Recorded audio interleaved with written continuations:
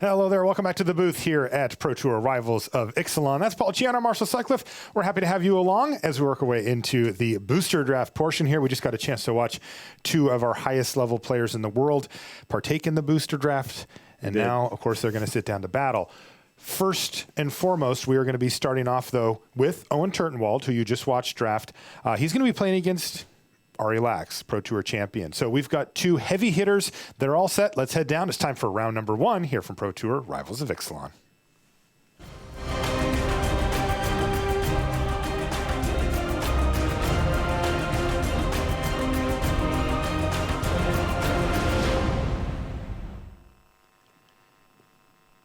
Hello and welcome to coverage of Pro Tour Rivals of Ixalan. I'm Marshall Sutcliffe. I'm in the booth with Paul Chiano, and we've got booster draft for you here early in the morning. This is the first round of this entire Pro Tour. This, of course, is going to set the tone for the next 2 days of Swiss competition. We're going to be playing Modern, we're going to play booster draft, and eventually we're going to cut to a top 8. But first things first, in our feature match area here, we have two heavy hitters of professional Magic in the feature match area faced off against each other. You can take a look at Ari Lax.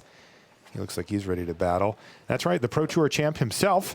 He's facing off against, well, one of the best players in the world perennially for the past 4 or 5 years now. 5, 6, 7, 8, who maybe knows? A little longer. Owen Turton from Team Ultimate Guard. And Owen has drafted a little bit of sunshine in our life here, Paul. I am He's got really a nice excited. Yeah. I'm really excited for this because Owen has basically drafted a deck that I really haven't seen people talk about that much. I know people have talked a little bit about kind of like the Dirtily Sailor means control deck, but I mean his deck, you know, it's got a lot of card draw, it's got some removal. The question is, will he be able to win in time? Yeah, or at least prevent his opponent from winning in a reasonable amount of time. On the other side of the table is Ari Lax, who's drafted a blue-white deck. It's fine. It's nothing really fantastic, but he's got some decent stuff going on. It looks like Owen has a really slow hand here with a bunch of lands and a charging Tuscadon, which is one of his finishers. He did use a main deck dual shot, though, to kill that Raptor Companion. Dual shot having spiked in value compared with triple Ixalan. Yeah, dual shot is perfectly fine main deckable card now. We have some excellent 2-mana creatures that all are effectively have evasion in Rivals of Ixalan. Cards like Goblin Trailblazer along with Kitesail Corsair makes dual shot, you just have a lot more targets that you can shoot down. On top of that, there are a lot more enrage cards that you actually want to turn on. So where you can kill their thing, enrage your thing. Yeah. Get a lot more value. This is a big turn here for Ari Lax because Owen has stabilized. He's facing down 2 3/3s, and he just played a 4/4, but this is one of those moments where he needs to kind of hold his breath. It's going to be Sailor of Means here for Lax. And he's just going to follow up with another Raptor Companion. And this looks like no attack here from Lax. Owen clinging to the board state here. That's the classic tap out for a fatty. Please have nothing. And he actually did, because Owen has drawn a lot of lands, though he does have a Mutiny in his hand that he can use to kill the Raptor Companion or even one of the 3/3s here if he'd like. Yeah, I imagine he's probably going to go after the Bishop Soldier here if he does choose. A nice draw, though. Shake the Foundations here for Turtenwald off the top of the library is going to put a dent in the board state here of Ari Lax, killing that Raptor Companion and drawing him a card. And Owen is going to once again prioritize mana efficiency. He says, look, if you didn't have a combat trick or removal spell last turn, you would have played it. Right. And so that means I can actually hang on to this Mutiny for another turn and just play Lightning Rig Hauler. Though now that we say that, look at this. Ari Lax has drawn Waterknot off the top of the library. And he's going to use that to lock down the 4/4 charging Tuscadon and get in with the rest of the team. The 0/5 blocker is going to soak up 3 damage, but it's still 4 hitting Owen. Yeah, Owen did keep a fairly land-heavy hand. He's drawn a lot of lands. And wow, he's got a Mutiny in hand, but just 3 lands. He's got a lot of card draw in hand, card draw in his deck, so I think that's kind of the reason why he decided to keep that hand. But I guess after the Mutiny, Ari doesn't really have a huge board here, but Owen is incredibly flooded. Let's take a look at what Ari's working with. But there's 4 cards in Owen's deck that he is desperately hoping to draw. He's got 2 copies of Kumena's Awakening and 2 copies of the card that Lax actually just played, Secrets of the Golden City. Is he Ascended? He is. He is 3 Ascended. Cards. And Owen will have Ascend on his turn most likely as well. He can play a land, and then if he plays any of those Ascend cards, he can do it. And you can see Ari Lax just flooding the board here and really putting himself in the driver's seat as Owen is desperate to find some way to get more, and he's just drawn another land, Paul. Yeah.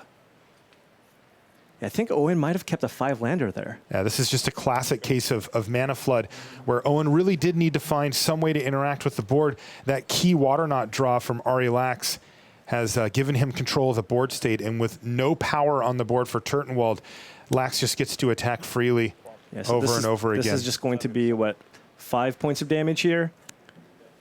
And Owen does have a lot of card draw. I think the way he gets back into this game is to find the Secrets of the Golden City, to find 2 answers, because there's just a lot of offense on the board here. Yeah, you can see that Ari Lax is actually trying to decide if he should play even more creatures into this board. He has a Deadeye Rig Hauler that he could use. Yeah, I think I would too. I think the card that that Ari's thinking of is Star of Extinction as a possibility. It's a mythic rare from Ixalan. It's not a big one, but look, he's so far ahead right now. He does have to start weighing out how are the ways I lose this game. Yeah. That is true. However, you know, Star of Extinction, it's only, I believe, there's only 1 pack of it. It's a mythic rare. It's just really unlikely. And there's just many other ways that Owen can come back from this game. So I think you just want to add stuff to the board here. And it looks like Ari's actually choosing to bounce his own creature here to put an additional counter on Martyr of Dusk. Yep, Sanguine Glorifier is going to come back down. This could be the last draw step for Turtenwald. He's looking for Secrets of the Golden City into action. Instead, he found a Water Knot. Is that going to be enough to keep him alive? He can lock down a 3-powered creature, block a 3-powered creature. Take 6. Yeah, he could go to 1. It is enough to keep him alive. All right. Sure, go. And you can hear Owen just pass the turn back here to Lax. Everything. He says, jam. Wait, did he not attack with the Deadeye Rig Hauler? He didn't attack with the Rig Hauler? What happened? Maybe he just didn't see it? What did we miss here? Somehow he forgot to hit the attack with all button. Wait, does Owen have a Star of Extinction in his deck? Go. Oh, no. He's got it's a 7-mana card. Yeah. Silverclad Ferocidon, it's an 8/5. Does he still not see the... I think he's just dead on board, but... All right. All right, he's going to cast Expel from Araska here. I think he just forgot about the Rig Hauler. He literally just forgot it was on the battlefield. Yeah, wow. Because had he just remembered that was on the board, he probably just wouldn't have needed to show Owen that bounce spell. But, you know, a win is a win here. Strange. Yeah, that was a little weird. But the truth round is 1. that, yeah, early in the morning, but Ari Lax was actually so far ahead at that point that it wasn't super relevant anyway, and he was able to pick up game number 1. We're going to bring you the conclusion of this match, as well as many others, after these messages. Rivals of Ixalan is available in stores. Stake your claim. The Golden City of Araska has been found. Build your forces with new vampires, merfolk, pirates, and dinosaurs, and gain the city's blessing. Visit rivalsofixalan.com to find out more. Check out Rivals of Ixalan Booster Draft Leagues on Magic Online.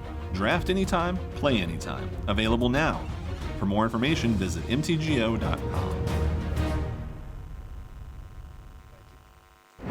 That was the best water knot.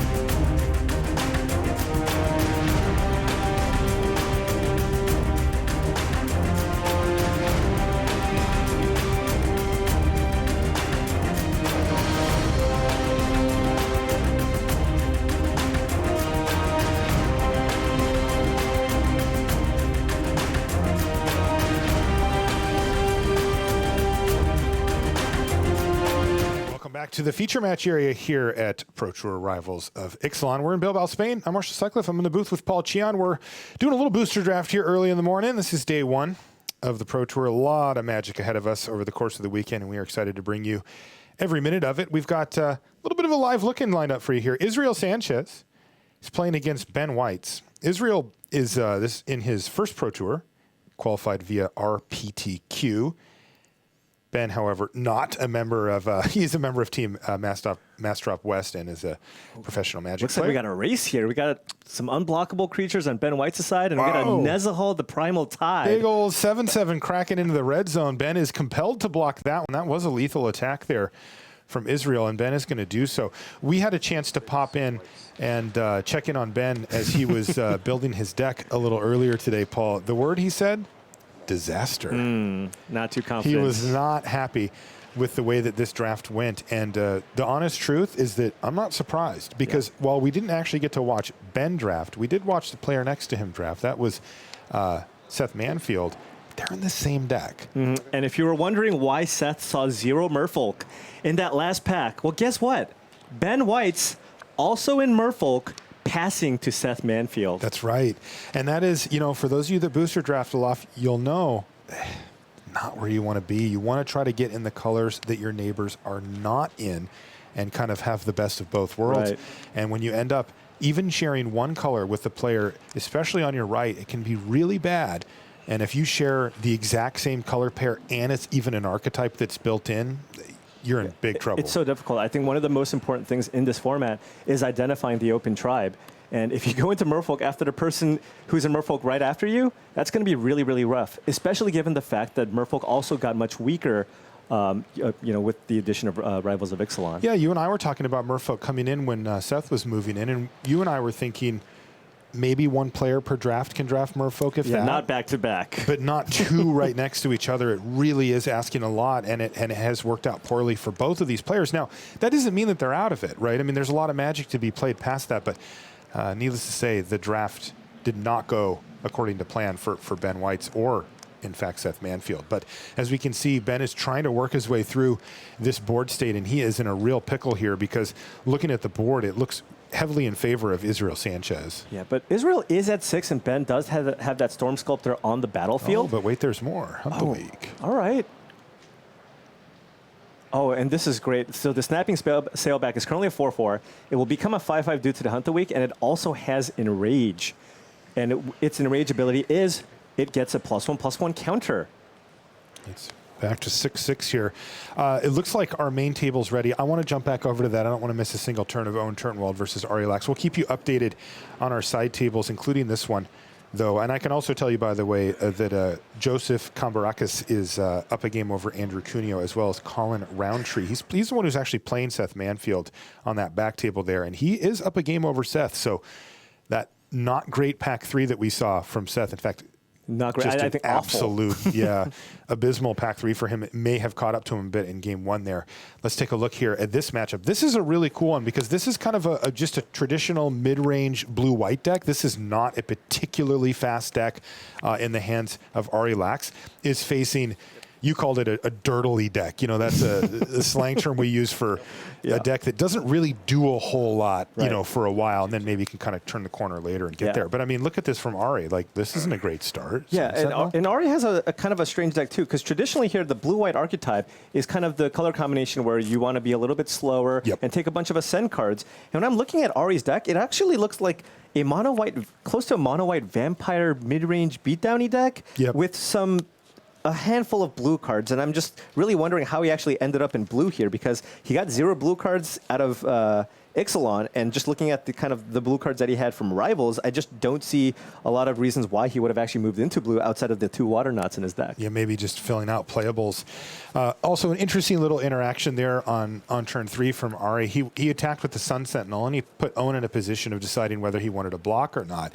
That might be something that, you know, if you play Magic occasionally, you think, well, you know, if he has a combat trick, I don't necessarily want to lose my Lightning Rig Hauler. It's only 2 damage. But that is effectively a forced block from Owen Turton Wald. Yeah, Yeah, your play. Owen's deck is incredibly defensive. He basically put these creatures. Their job is to just block. If you have a combat trick, that's totally fine. That's going to slow you down. And on top of that, Arilex is playing blue-white. I don't think there's actually a card that really punishes Owen for blocking a 2/2 on that turn.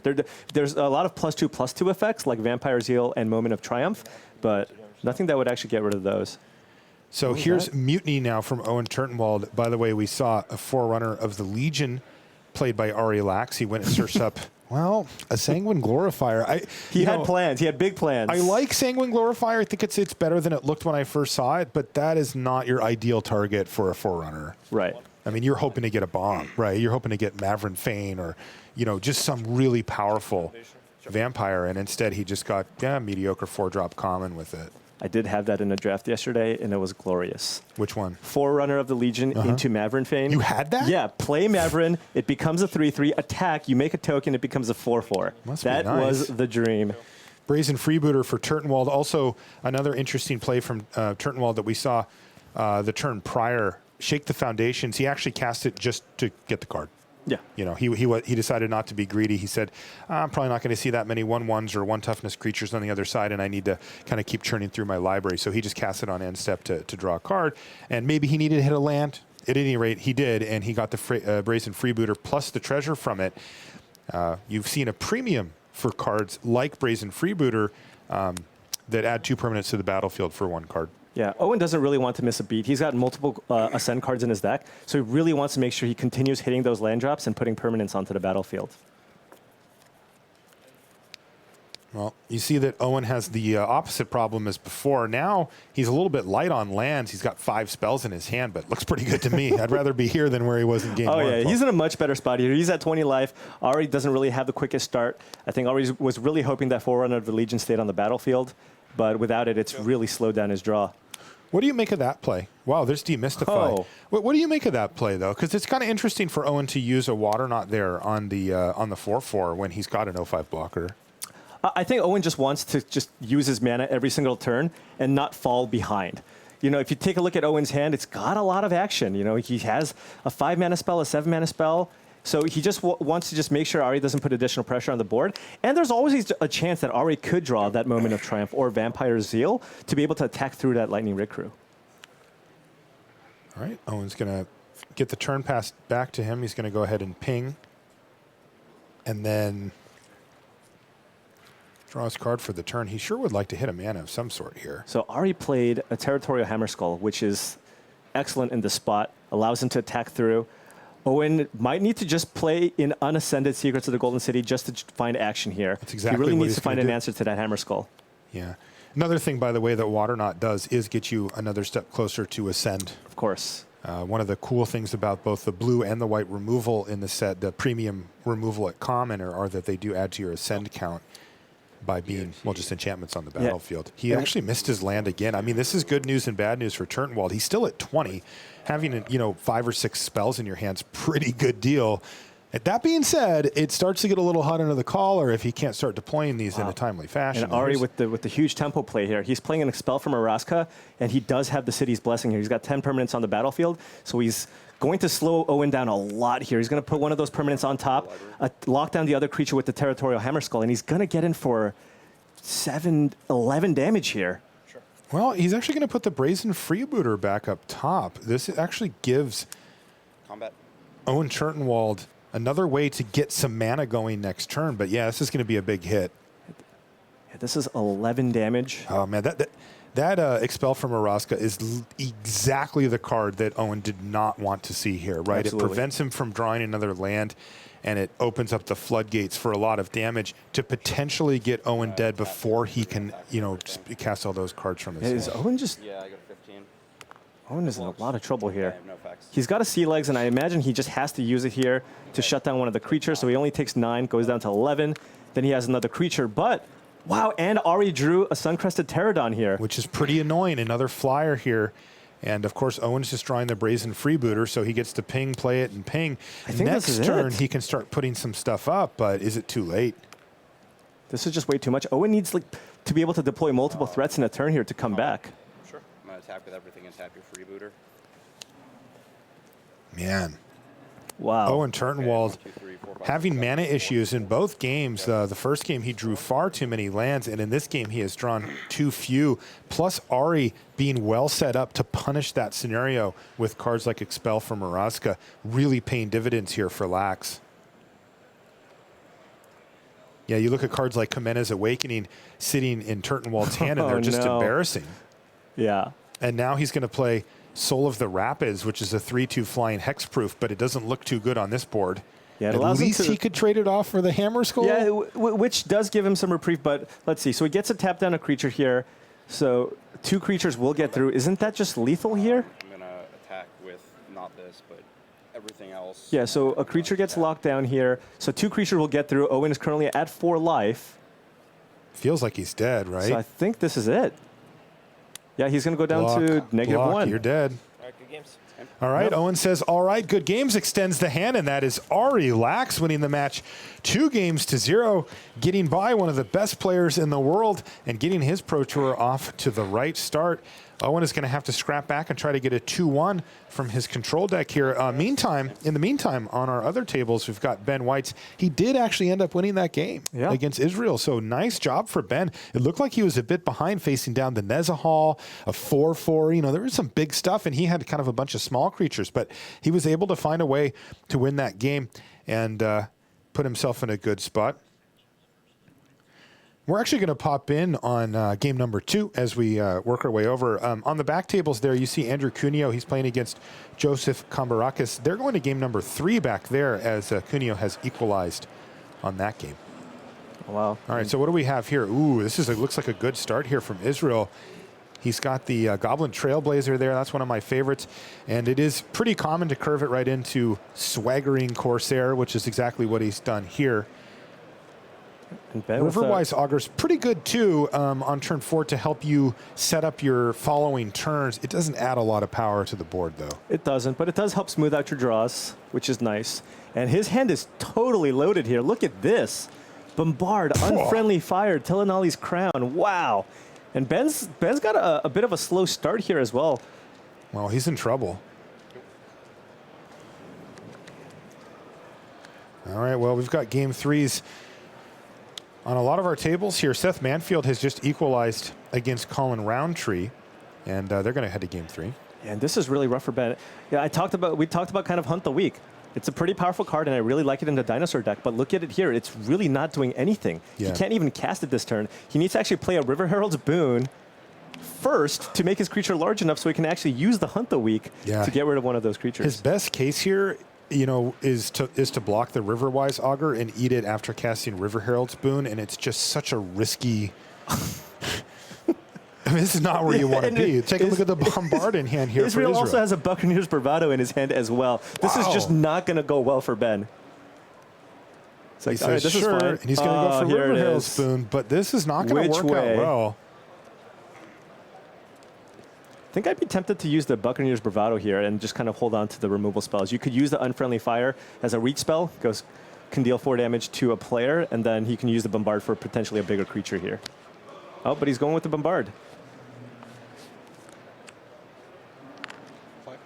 Yeah, it looks like he wants to save the Buccaneer's Bravado for perhaps a combo with the Telenali's Crown, which he also has. Oh, you're right. Yeah, there's a turn where you can just go off, you know, put it on the Swaggering Corsair and give it double strike if the shields are down for even a moment. Please tap out. I just want to get you. Please tap out. Yes, and Ben didn't cooperate, but at the same time, you know, Israel can't be too unhappy. Now, the card, of course, that Israel should be thinking about is snapping Sailback. He saw game 1, but all he needs to do is attack with everything. Ben blocks, and then Israel can just either cast Unfriendly Fire or Buccaneer's Bravado for the win here. That's right. They both win.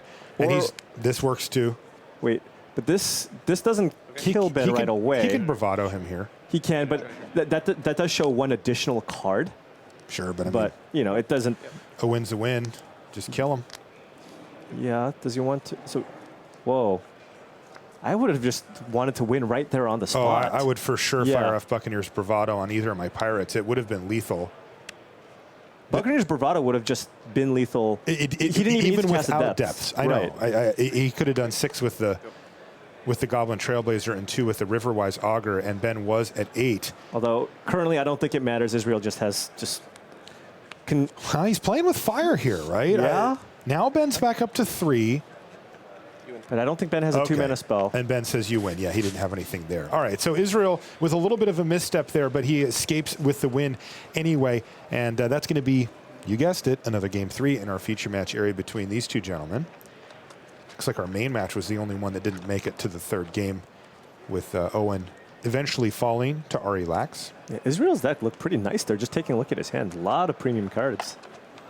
I mean, he literally had the one on the board, just said, nah, and just won anyway. It's pretty good. Hey, look, it's his first Pro Tour. He's in the feature match here. You get a little extra, a few seconds of fame. I don't know what I'd be thinking. Oh, you think he's just milking it a little? No, I don't think like so, it. I like it, Israel. That's right. Get that Just the camera different time. angles. True gamer. Yeah. I like it.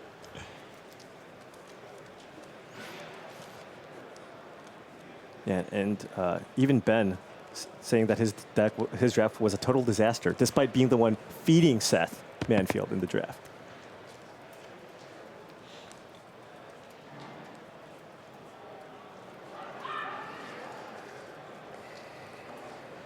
All right, what is this? Oh, the Immortal Sun on Joseph Kambarakis' side. If you're wondering what it does, well, it does a little bit of everything. It's a 6-mana artifact. All your creatures get +1/+1. At the beginning of your upkeep, draw a card, and your spells cost 1 less to cast. Oh, and it shuts down planeswalkers.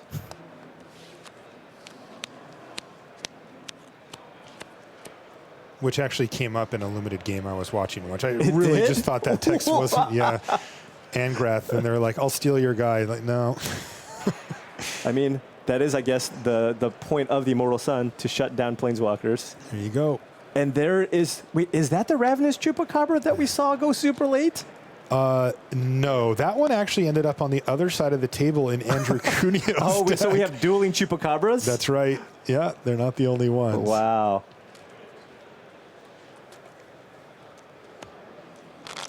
Oh, wow. We got a little update. In the last game, Andrew Cuneo played Chupacabra, traded with the creature, then cast Recover to get it back and cast it again. That is such a Is Value beating. Town.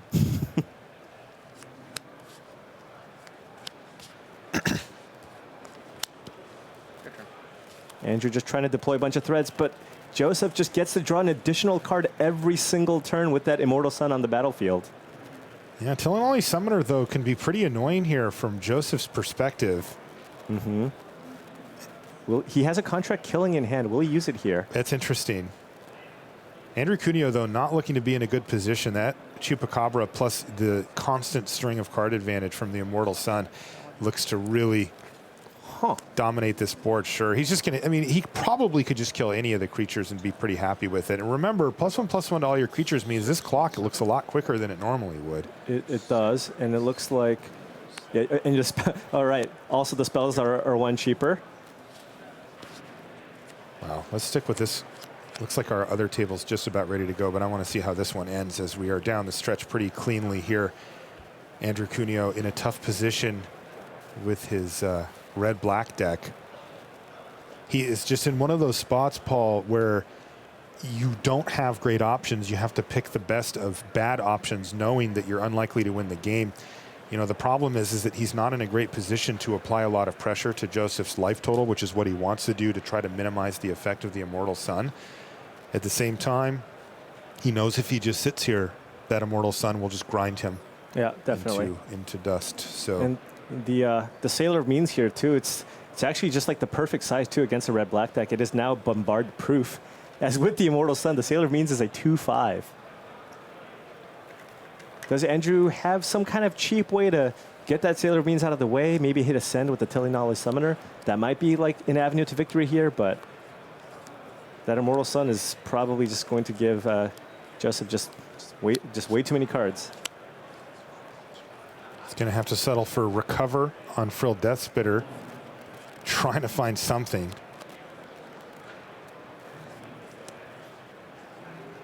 It's hard to imagine that this leads him, to a path. Again, he's just in that position where he doesn't have the luxury of actually trying to win the game. And Joseph's sitting at a pretty comfortable 14 here after that attack. And he's just gleefully drawing multiple cards per turn. It is the worst. It is one of the worst feelings in the world where you know you're just being ground out when your opponent just draws an extra card every single turn. Right. When all their creatures are better than yours, when they have more mana available than you do. Yeah, the Mortal Sun's pretty good, I would say. It's reasonable. Goes in every deck. Indeed. Andrew's just going to block. Now, the good news for Andrew is that Joseph did just kind of flood out. He just drew 2 lands off of that, and he had a land in hand as well. So he doesn't have anything to do, but Andrew says, all right, I've seen enough. And that is going to be the match going to Joseph Cambarakis, and we're going to get back up to Sanchez and Weitz here. Merfolk first pick, and then there's no blue, no green in the second pack. Oh, yeah, we know. That's kind of what happened to Ben Weitz, actually. He moved into Merfolk and ended up being in Merfolk kind of side of the table. Him and Seth Manfield both in Merfolk. Is Ben on a mulligan here? Yeah, he may be. Well, and Sanchez just has 2 spells in hand? It is a nice start, though. It's Goblin Trailblazer into Pirate's Cutlass.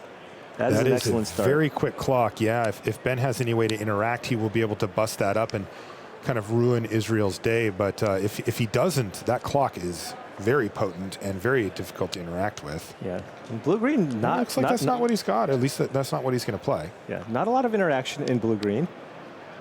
What did he play here? Oh, okay. He's going to go with the Swaggering Corsair. But ooh, okay. A very good turn 3 play here from Ben Weitz. That's a Vineshaper Mystic. He's going to get to put a +1/+1 counter on both of these creatures. Yeah. And for those of you wondering how Seth managed to get a River Herald's boon, despite Ben Weitz being the Merfolk drafter, well, Vineshaper Mystic was the card that he took. And Israel opts not to take the trade here. Wow, Sanchez kept the 5-land 2-spell hand, but I think he drew 3 spells in a row.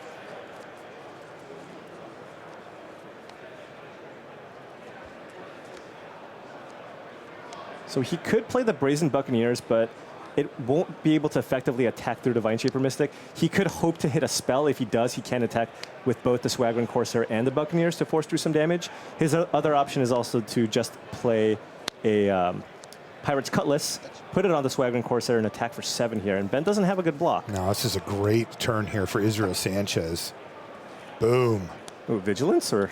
I don't know what happened there. Wait. This isn't tapped. Tapped. Vigilance Menace. Would you design that card for red? If The Vigilance Menace. It sounds like it would be a Boros card. looks like they're still figuring out exactly who's attacking. He did say, I believe he said attack with everything. I mean, it looked like yeah, he wanted yeah. to. It was just a little strange that he didn't immediately tap it, but that's fine. Yeah, you attack with both, and this is attacking, yes. Yeah, it's attacking. Yeah. All right. In the red zone. All right, so he gets to crunch in for a huge hit of damage, and Ben Weitz finds himself up against it. An evasive threat and just a massive one. He's going to need some type of removal here. We're off to the races here. And Ben has, he's got a Path of Discovery. It's got a high upside, but it's pretty slow. Super slow.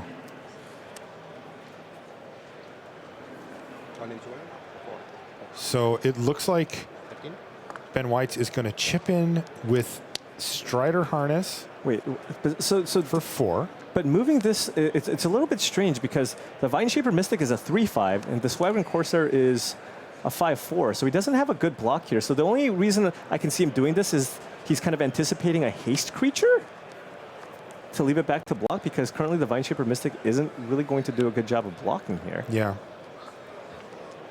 Yeah, and I think Israel's kind of taking a look at that as well. He's and like, going, wait, okay, how big is that thing? This looks like a good attack to me. Remember, the Goblin Trailblazer still gets to just cleanly attack in as well. So this one starting to fall apart for Ben Weitz. And I can tell you, by the way, that his Merfolk drafting partner from this pod has also lost. That was, of course, Seth Manfield. He just went down 2-1 to Colin Roundtree. Wow. Colin Roundtree was actually at 60 life when he won that game, thanks to Resplendent Griffin with 2 Squire's Devotion on it. What in the world? 60 life. Sorry, Seth. Oh, I don't man. think you were winning that one. Did Ben just miscount? Is there something? Are we? No. He's just He's just jumping. jumping. Interesting. I guess he figured he couldn't win the race as it stood anyway, and that he needed to just maintain his life total. I don't know. This doesn't feel like a winning strategy, though. I feel for Ben because he just is in a position where he's not kind of like what we were talking about with Cuneo. It's not like he has any great plans here. And Sanchez, look at Sanchez's hand here. Brazen Buccaneers, Bombard, and Unfriendly Fire. End of turn? Yeah, Sanchez is looking fantastic to win this is thing. it here. He's going to go for Bombard here to take out the only remaining blocker. And the shields, they are fully down here for Ben Weitz. Just play Buccaneers here. I don't think there was a 1-mana interactive spell, but he's doing the same thing with the Vigilance Yeah, again. I don't know what's up with that. There it is. Sorry, It doesn't matter because Israel does have an Unfriendly Fire in hand. Yeah, this is sort of like the other situation. It's like there are many ways that he could win this game. He will choose the one that he wants to win. Yeah. In this case, it looks like Unfriendly Fire's the way that he's going to go. But it looks like we might be talking to a judge again because this is the second time that Israel has done this.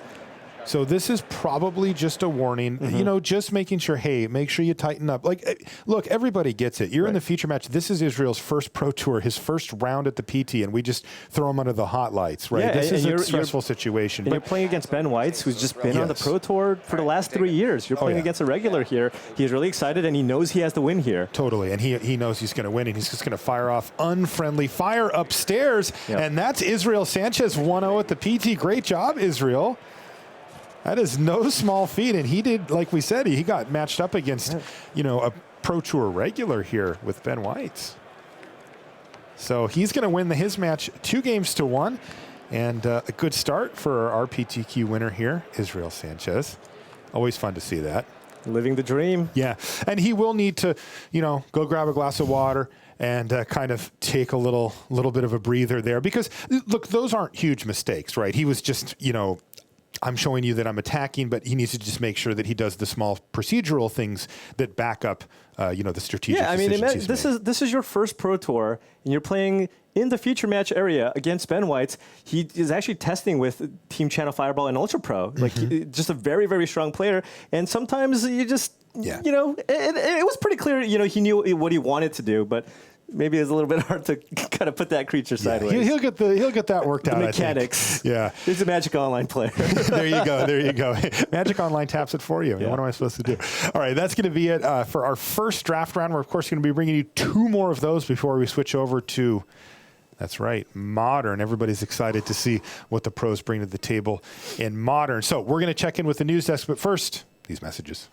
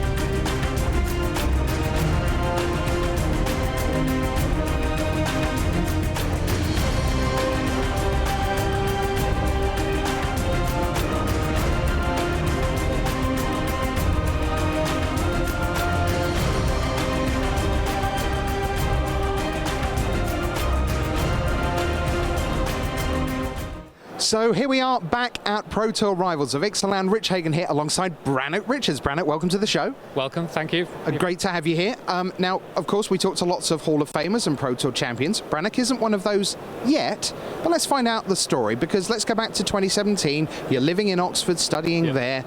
Then what happens? So I move up to Edinburgh, start my PhD in offshore renewable energy, start playing Magic up in Edinburgh, go to Murphy's Vault and get involved with the players there who are quite competitive. I joined their team, and basically the RPTQ was just around the corner from where I live in Edinburgh. So I figured I might as well go to the last chance qualifier, because who knows what happens, and I won. I played the regional Pro Tour qualifier the following day, ran the tables, won the RPTQ, and now here I am. So this is your first Pro Tour, so you sit down this morning. Now, everyone wants to win. Obviously, that's goal number 1. Goal number 2 is top 8, 11 and 5 to come back, all that stuff. What was your realistic hope coming in for PT1? Honestly, if I could day 2, that would have been a dream. Okay, so you come in, you see your draft pod. Any names you recognize? So on my immediate right was Thiago Saporito, Brazilian pro. Then next to him was Yuki Ichikawa. And then on the other side of the table, we had Shahar Shenhar. Just the 2-time world champion. So you draft. Yep. Nervous? How did the draft go? I was pretty nervous, but I opened a pretty good rare in Seafloor Oracle in pack 1, so I take that and I get hooked up with some good green merfolk, so I'm like pretty happy I'm in blue-green. And then pack 2 I open Hadana's Climb, which is probably the best card in my colours in the entire format, so really stoked to do that, keep going with all the merfolk, get what I think is a pretty good merfolk deck.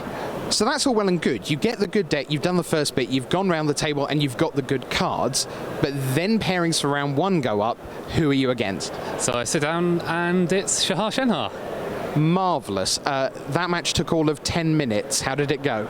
It was pretty good. I played my 2-drops with evasion, turned them sideways, and Shahar couldn't quite keep up once I started drawing cards on the Seafloor Oracle.